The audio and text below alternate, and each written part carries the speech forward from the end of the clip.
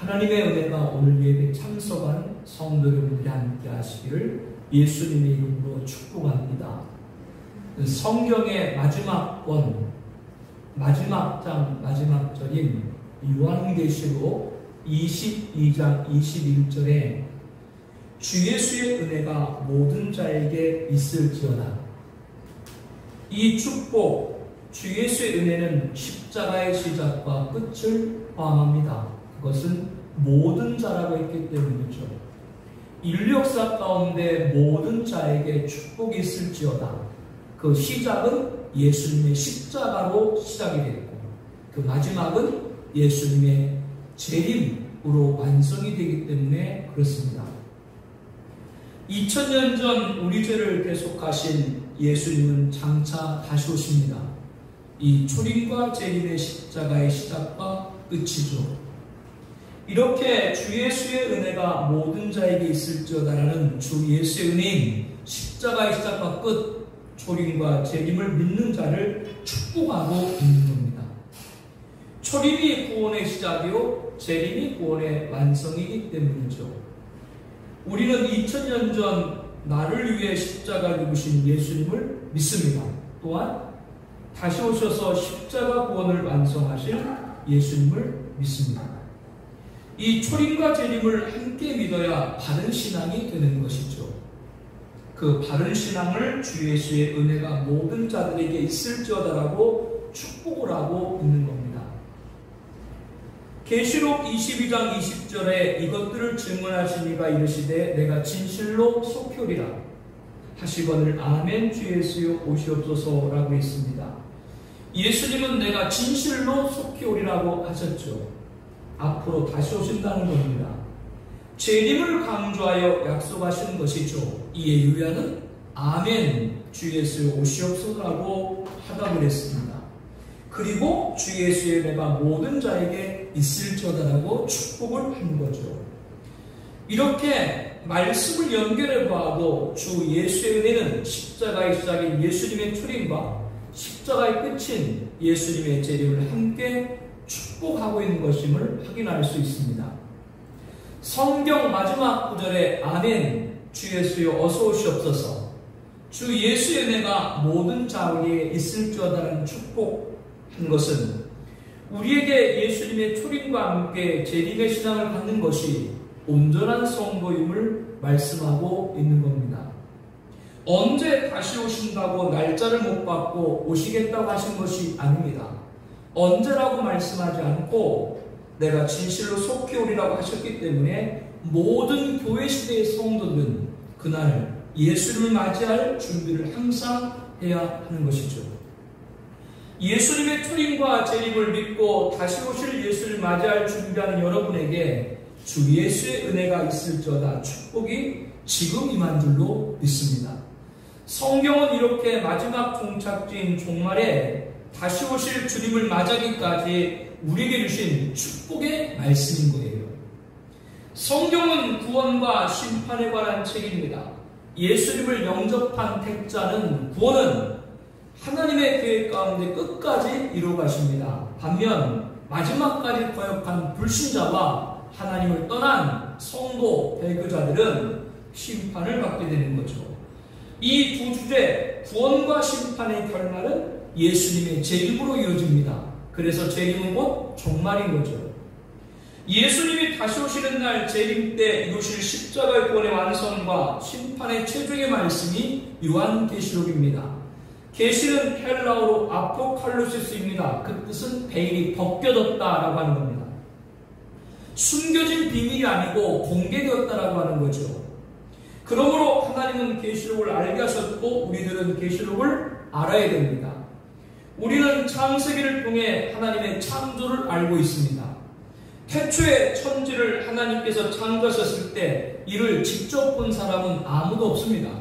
그러나 하나님은 성령을 통해서 인간의 언어로 기록하게 하셨고 그 말씀을 통해서 우리는 하나님께서 창조자이심을 믿는 거죠.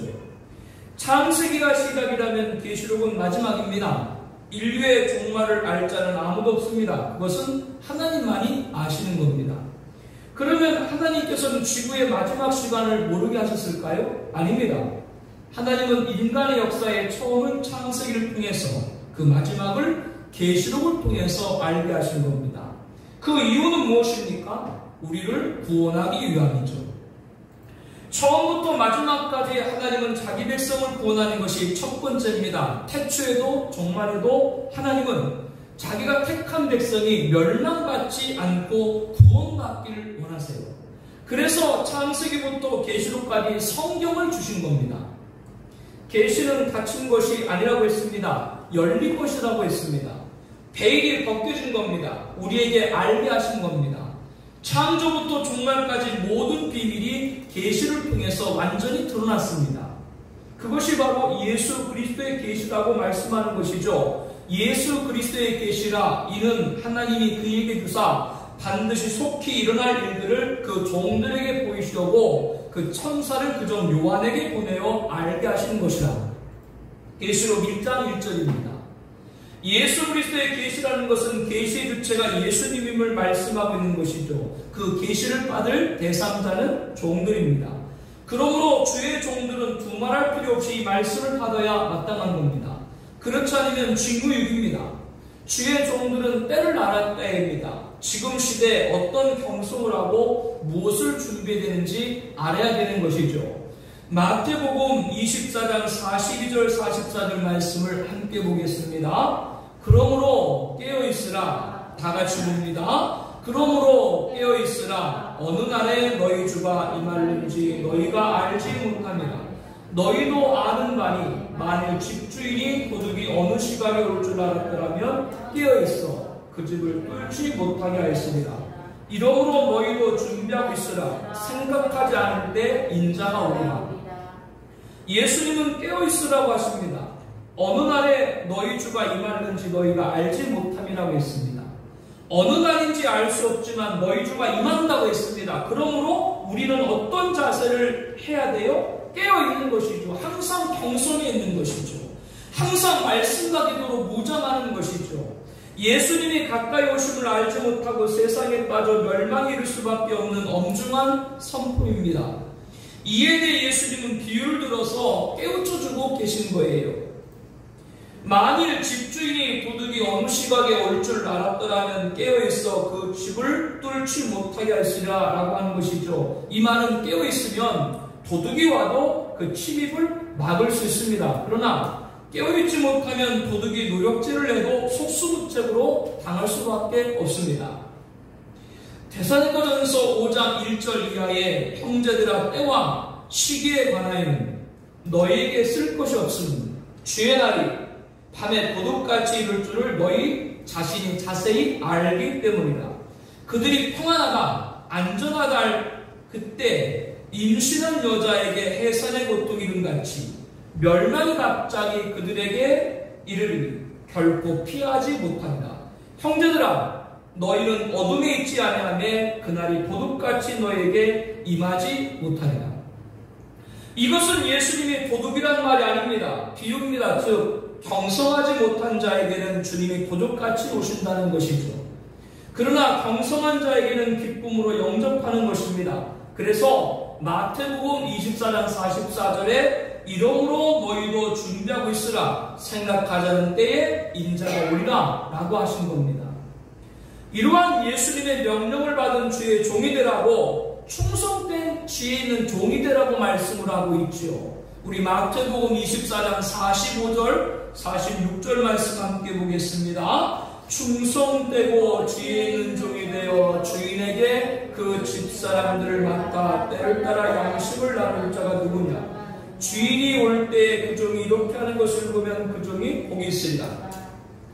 주의 종은 성도들에게 때를 따라 양식, 즉 마지막 시대 주님의 다시 오심을 증거하고 그들로 하여금 주님을 맞이할 거룩한 신부가 되도록 해야 한다라고 했습니다. 이렇게 성도들을 대비시키고 무장시킨 종들이 충성되고 지혜로운 종이라고 한 거죠. 주인이 올 때, 즉 예수님이 다시 오시는 날 그 종들은 복이 있을 것이다. 그리하면 내가 진실로 너에게 이르노니 주인이 그 모든 소유를 그에게 맡기리라. 이렇게 주인이 오시는 그것을 준비한 종들에게 큰 복을 주겠다고 마태복음 24장 47절에 말씀합니다. 그러나 이렇게 성도들을 경성시키고 대비시킨 충성되고 지혜로운 종들과 달리 악한 종에 대해서도 예수님은 경고하고 계시죠. 마태복음 24장 48절 51절 말씀 봅니다. 만일 그 악한 종이 마음에 생각하기를 주인이 더디 오리라 하여 동료들을 때리며 술 친구들과 더불어 먹고 마시게 되면 생각하지 않은 날 알지 못하는 시각에 그 종의 주인이 이르러 어미 때리고 외식하는 자가 받는 벌에 처하리니 거기서 슬피 울며 이를 갈리라. 누가 악한 종이라고 했어요? 마음에 생각하기를 주인이 더디 오시리라. 우리 시대에 예수님이 다시 오시겠어? 라고 하면서 주님을 맞이할 준비에 적극적이 않았던 것이죠. 이를 예수님은 악한 종이라고 하는 겁니다. 이 악한 종들은 동료들을 때린다라고 했습니다. 재림을 증거하는 주의 종들을 무시한다라고 하는 거죠. 술 친구들과 더불어 먹고 마시며 세상의 즐거움에 빠져있다가 생각하지 않은 날 알지 못하는 시각에 그 종의 주인이 이를 것이라고 했습니다.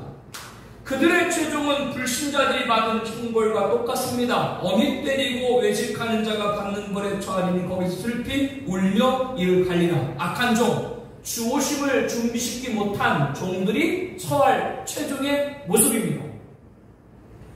어떤 분들은 이 말씀하는 것이 2000년 일인데 그때도 지금도 예수님은 안 오지 않았냐라고 반문합니다. 그러나 이것은 어리석은 주장입니다.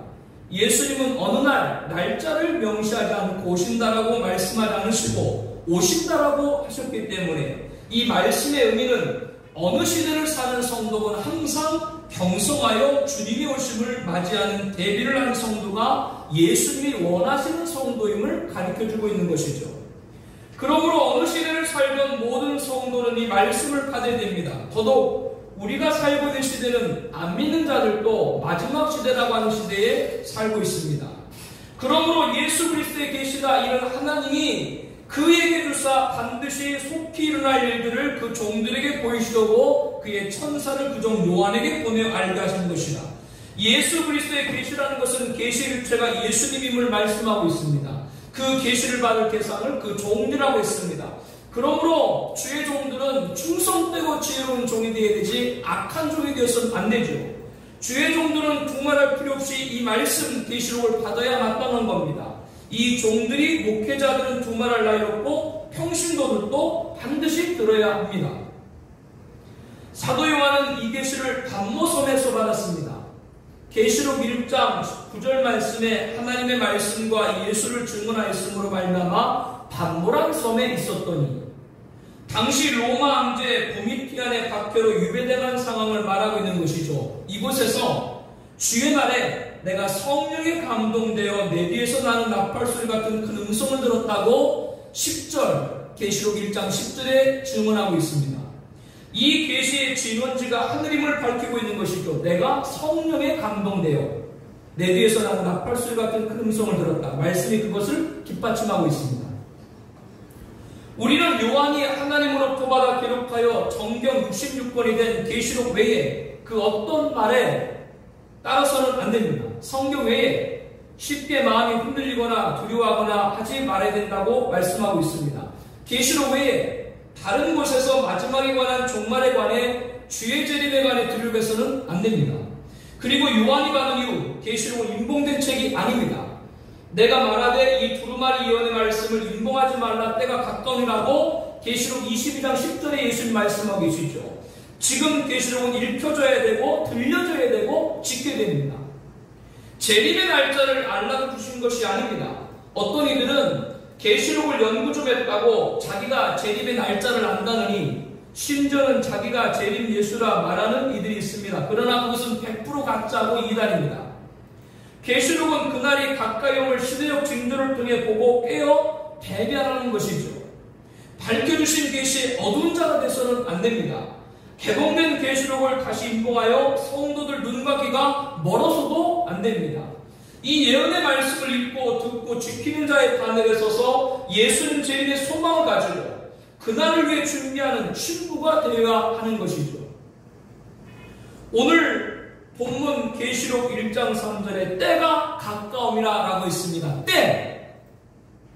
갈라디아 4장 4절에 때가 차네 하나님이 그 아들을 보내사 여자에게서 나게 하시고, 이것은 2000년 전 이 세상에 예수님이 오신 말씀을 기록하고 있습니다.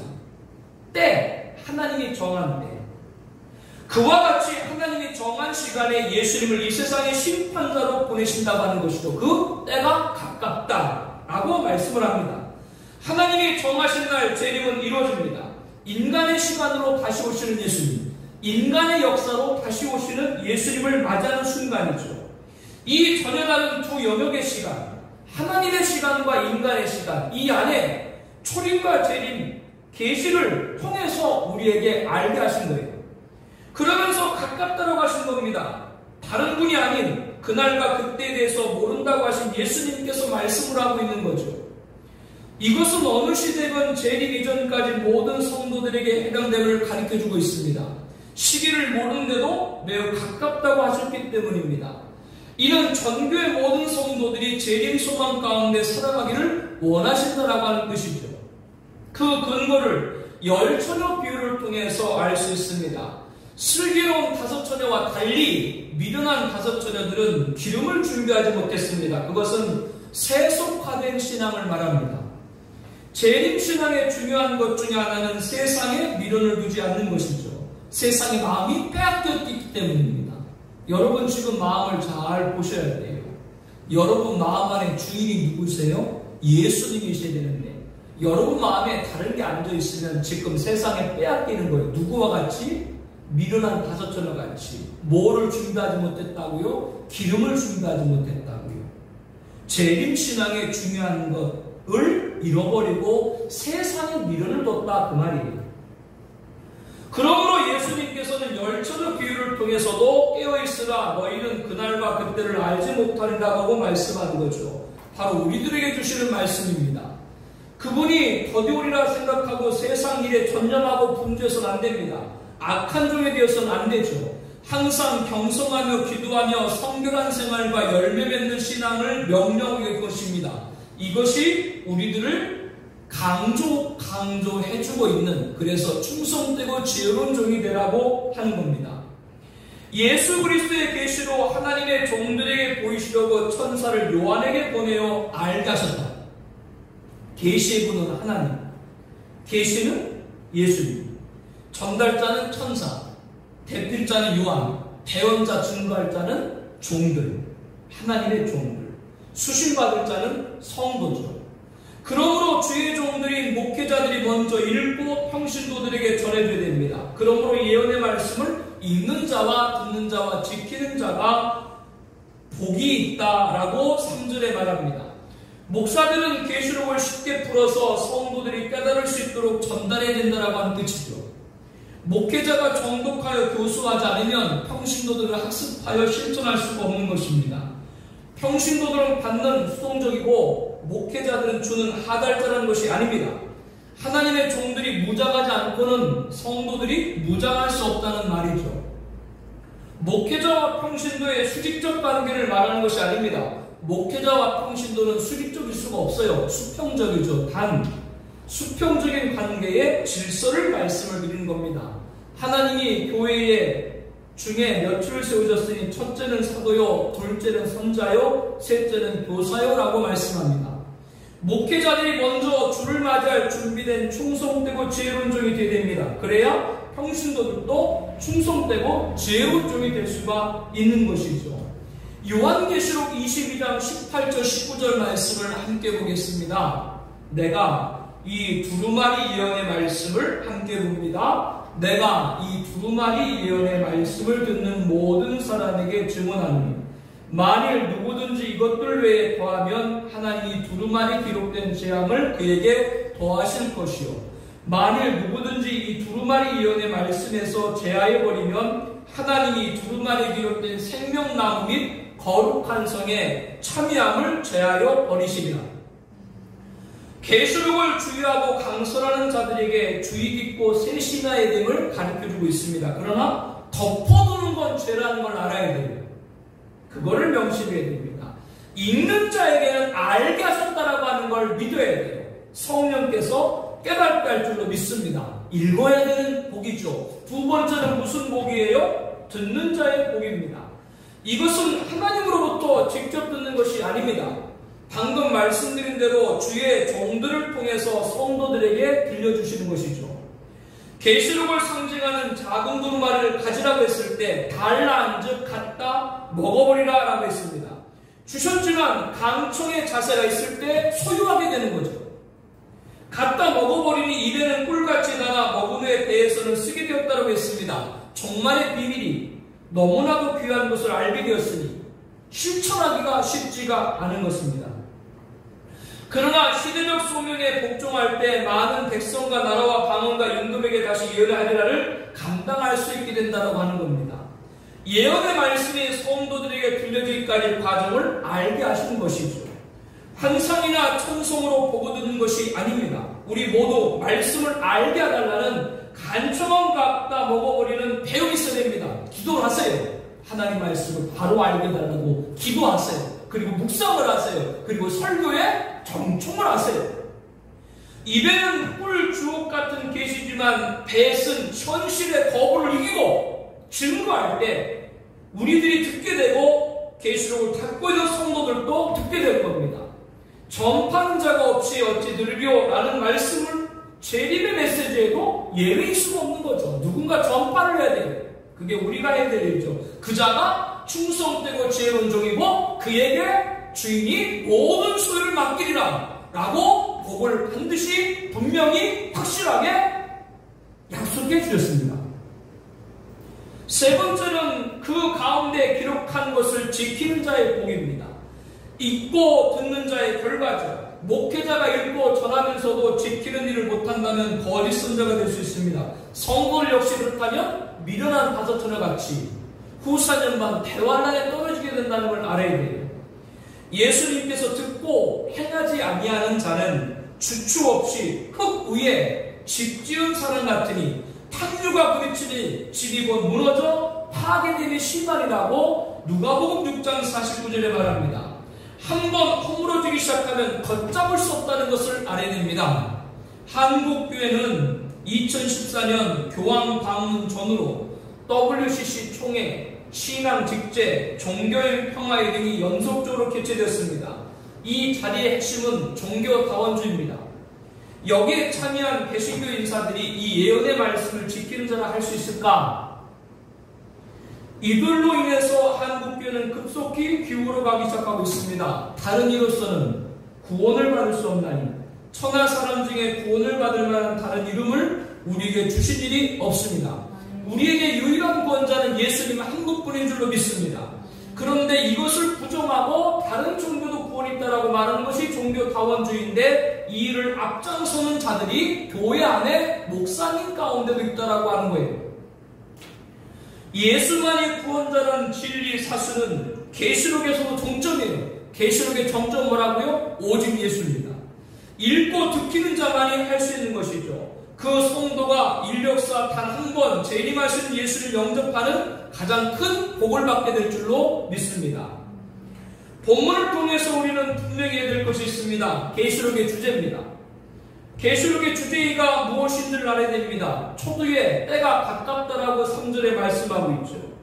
계시록 내용에 대한 해답을 주고 있습니다. 무엇이 가깝다고 하셨을까요? 예수님이 다시 오시는 것입니다. 계시록 제1장은 이 포커스 예수님에 맞춰져 있습니다. 예수님 재림에 맞춰져 있습니다. 그 중심 주제가 재림이죠. 1장 7절 말씀을 함께 보겠습니다. 볼지어다 그가 구름을 타고 오시리라. 계시록 1장 7절 말씀입니다. 함께 봅니다. 볼지어다 그가 구름을 타고 오시리라. 각 사람의 눈이 그를 보겠고 그를 찌른 자들도 볼 것이요 땅에 있는 모든 족속이 그로 말미암아 애곡하리니 그러하리라. 이것은 계시록의 요절입니다. 볼지어다 그가 구름 타고 오시리라. 계시록 마지막 장인 22장 20절에도 뭐라고 말해요? 이것들을 질문하시니가 이르시되 내가 진실로 속히오리라. 이렇게 계시록 마지막 장도 마무리되는 핵심을 뭐로 증거하고 있어요? 재림입니다. 계시록의 주제는 재림이에요. 여기서 이것들을 질문한 이러한 주의 재림을 말하고 이 언약을 속히오리라고 기록한 것이 계시록인 것이죠. 그러므로 이 책의 증거는 그날 정말 재림 전후에 있을 사건입니다. 재림의 중요한 사실은 전제를 갖고 계시록을 독보하고 공부하고 외치라는 것이죠. 계시록의 주제가 재림이라면, 종말이라면 이제는 목적을 알아야 됩니다. 계시록을 보고 미로 앞에 성목같이 여겨지는 것은 목적을 알지 못하기 때문에 그래요. 이것을 파악할 수 있으면 성경적인 해답이 나올 수 있습니다. 그것은 발임하신 계시록의 주제인 재림, 그 예수님을 맞이하는 신부로 단장되는 것이 계시록의 목적입니다. 흰옷 입은 자들, 해를 옷 입은 여자, 어린 양의 혼인기약, 그의 아내, 깨끗한 세마포, 어린 양의 혼인잔치, 신부 곧 어린 양의 아내, 성령과 신부.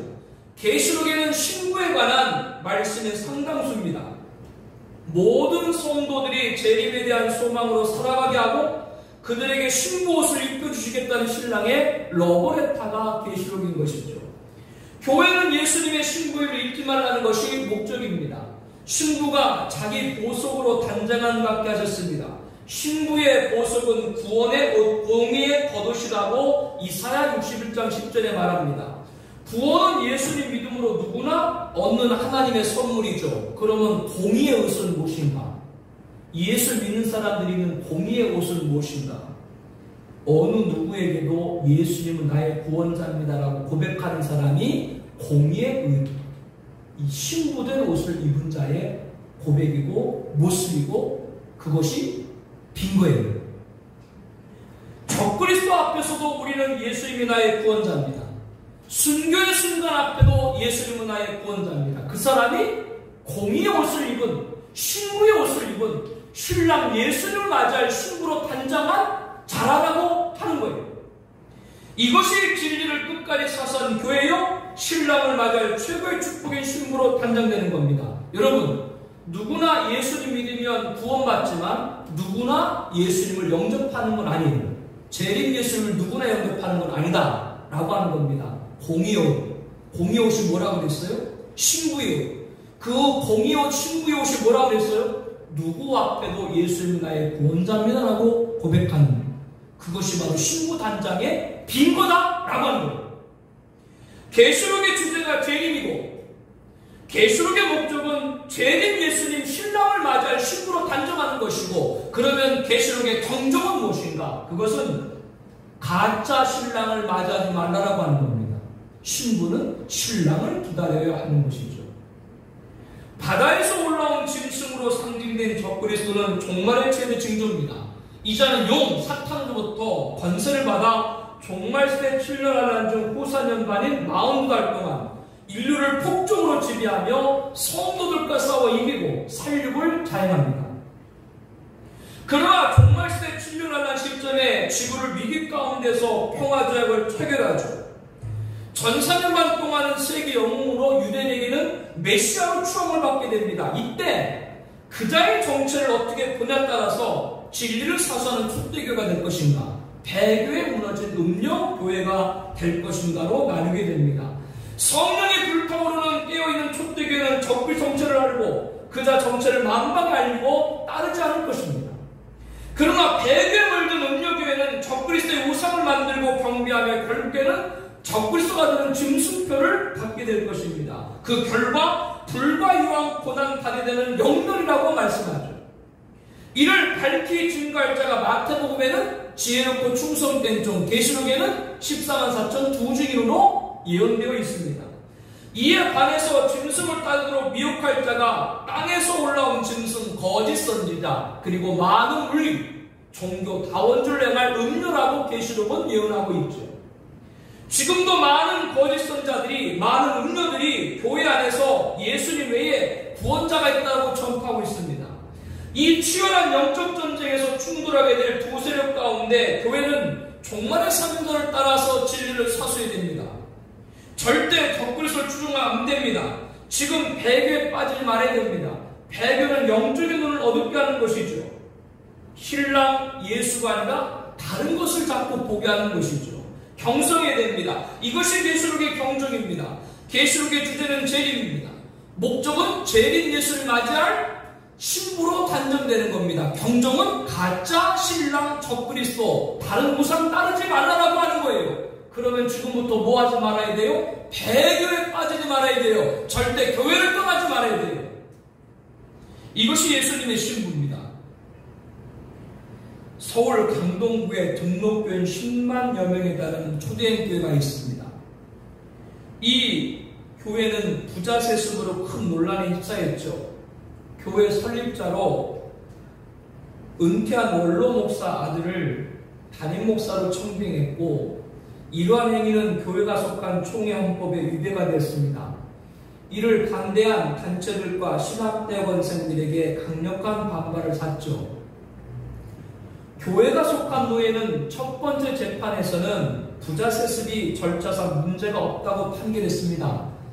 담임 목사 은퇴 뒤 2년이 경과한 다음에 청빙했기 때문이라 부자 세습에 문제가 되지 않는다는 것이죠.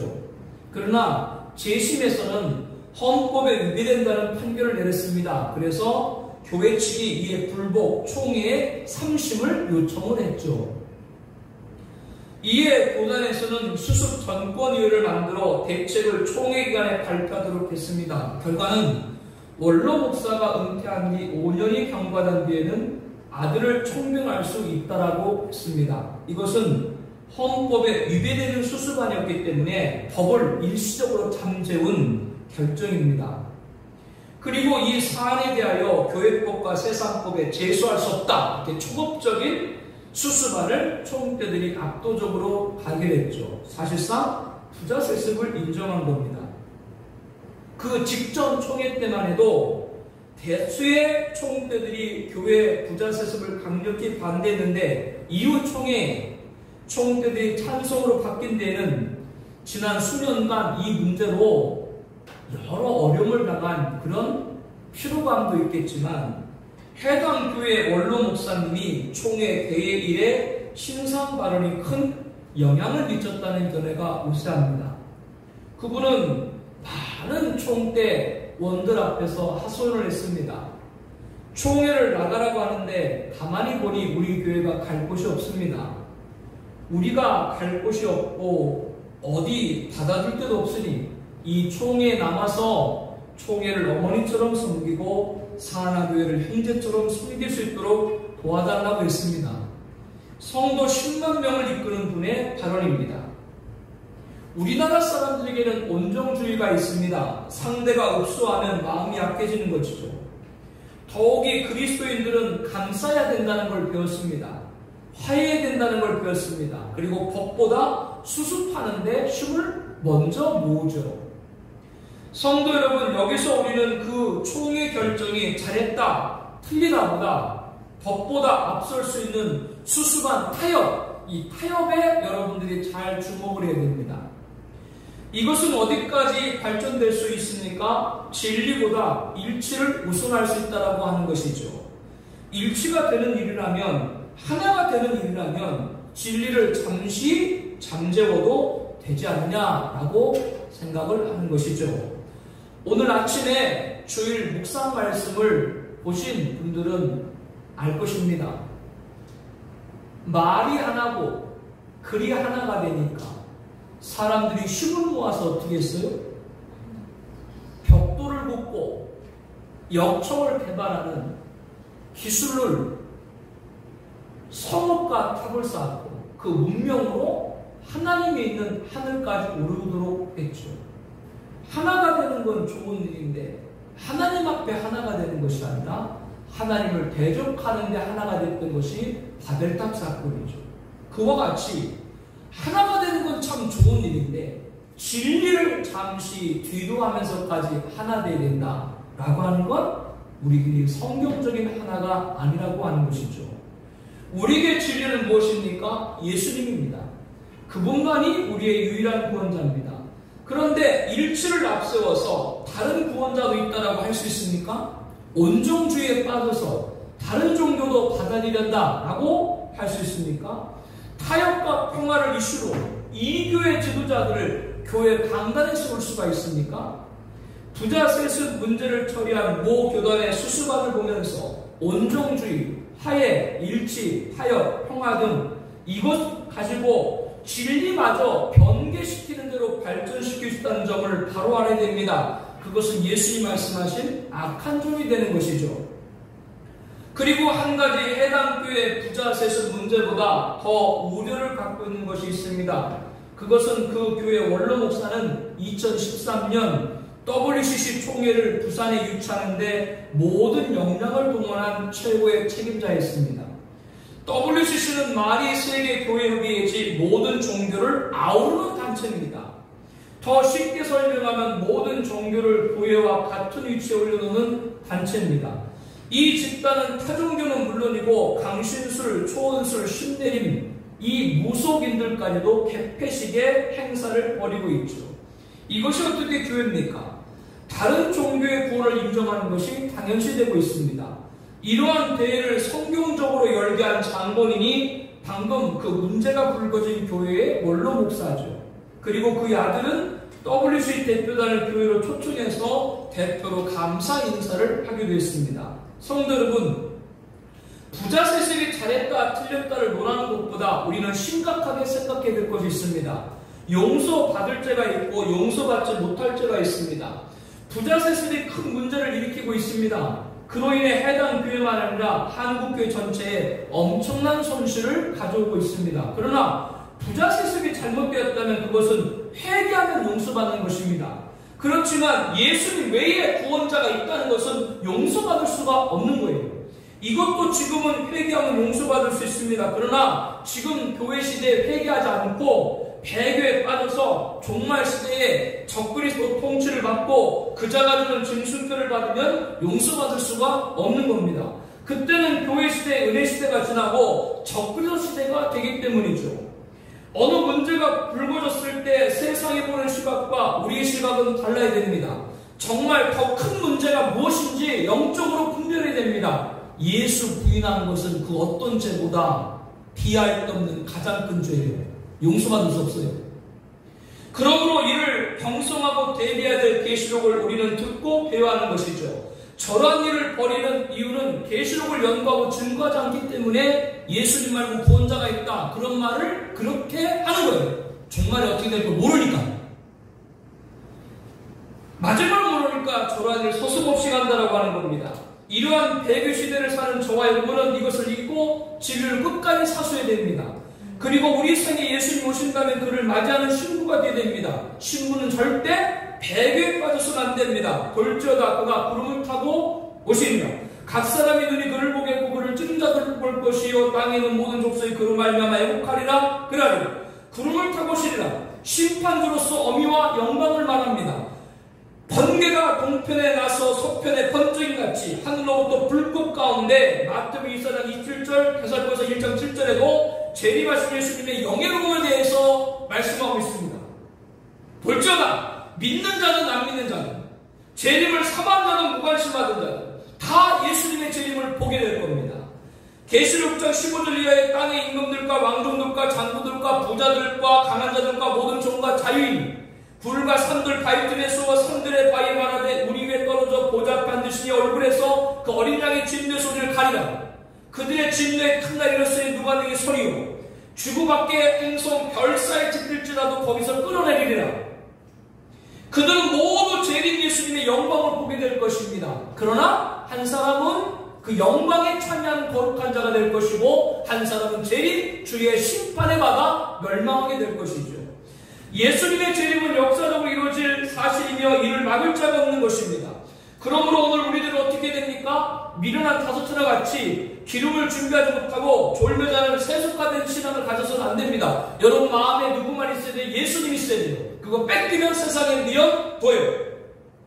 재림신앙의 가장 중요한 것 중 하나는 세상에 미련두지 않는 겁니다. 세상은 마음을 뺏어가기 때문이죠. 슬기로운 다섯처나 같이 보라 신랑이로 돼 맞으러 나오라는 밤중설에 깨야 됩니다. 항상 경성하여 기도하고 성결한 생활과 신앙과 열매 맺는 신앙을 해야 됩니다. 이것을 우리들에게 강조하고 계신 것이죠. 그리고 그 경성과 대비해 주신 계시록 말씀을 가까이 해야 됩니다. 어떻게 가까이 됩니까? 읽고 듣고 지켜야 됩니다. 하나님은 이제도 계시고 전에도 계셨고 장차 오시리라고 본문 4절에 말씀합니다. 나는 알파 오메가라, 이제도 있고 전에도 장차 올 자의 전능한 자라고 8절에 말합니다. 그러나 하나님이 직접 오시는 것이 아니고 2000년 전 하나님이 세우신 구원의 계획을 위해 아들을 보내셨고 다시 그 예수님이 이 세상에 오시는 것이죠. 그래서 예수님이 자신을 가리켜서 계시록 22장에 보게 되면 나는 알파와 오메가의 처음과 마지막, 시작과 마침이다. 왜? 다시 오셔서 그 모든 일을 완성하실 것이기 때문에 그렇게 말씀하고 계신 것이죠. 그러므로 예수님은 하나님의 충성된 증인으로 죽은 자들 가운데서 먼저 나시고 땅의 임금들의 머리가 되신 분으로 우리를 사랑하사 그의 피로 우리 죄의 소리를 해방하셨다라고 본문 5절에 말합니다. 그 완성이 바로 뭐라고요? 재림입니다. 그 예수님이 다시 오셔서 하나님의 구속사를 이루시는 것이죠. 십자가 완성을 이루시겠다는 것입니다. 구원의 최종을 이루시는 재림이 계시록의 주제라고 말씀드렸어요. 우리는 그 아버지 하나님을 위하여 우리를 나라와 재산을 오신 그에게 영광과 능력이 세세토록 있기를 원하노라 그분에게 오직 경배를 드려야 됩니다. 계시록의 목적은 무엇이라고 했어요? 재림하시는 예수를 맞이할 신부가 되는 겁니다. 그 신부는 어떻게 됩니까? 절대 적그리스도를 따르지 말아야 됩니다. 적그리스도를 따르지 않기 위해서는 지금 배교에 빠지지 말아야 됩니다. 이것이 경종이죠. 우리 교회 공동체 가족들은 이 예언의 말씀을 읽는 자와 듣는 자와 그 가운데 기록한 지킨 자의 복이 있다. 이 말씀의 성도 되시기를 예수님의 이름으로 축복합니다. 우리와 함께 통성으로 기도하겠습니다. 앞에 기도 제목을 보시면서 같이 기도를 해주시길 바랍니다. 우리 생에 주님이 오신다면 그를 맞이하는 신부가 되어야 됩니다. 신부는 절대 배교에 빠져서는 안 됩니다. 배교 시대를 이기고 진리를 끝까지 사수하게 하여 주시옵소서. 믿는 자 안 믿는 자 재림을 사모하던 무관심하던 자 모두가 볼지어다 재림 예수님의 영광을 보게 될 거라고 했습니다. 만왕의 왕 승리자여 죽은 자와 산 자 심판자로 오시는 것이죠. 재림 예수님 앞에 왼편의 염소 멸망받는 자가 아니라 오른편의 양 그 재림 예수를 영접하는 자가 되게 하옵소서. 계시록의 주제는 재림, 목적은 신부단장, 경정원, 짐승, 거짓, 신랑, 적그리스도 따르지 않는 겁니다. 배교에 빠지지 않는 겁니다. 이렇게 주오신의 경성과 대변 주신 예언이죠. 이 예언을 읽고 듣고 지켜야 됩니다. 그러기 위해서 계시록을 가까이 할 수 있게 해주시옵소서. 사랑할 수 있게 해주시옵소서. 증거할 수 있게 해주시옵소서. 우리 함께 통성으로 기도하겠습니다. 하나님 아버지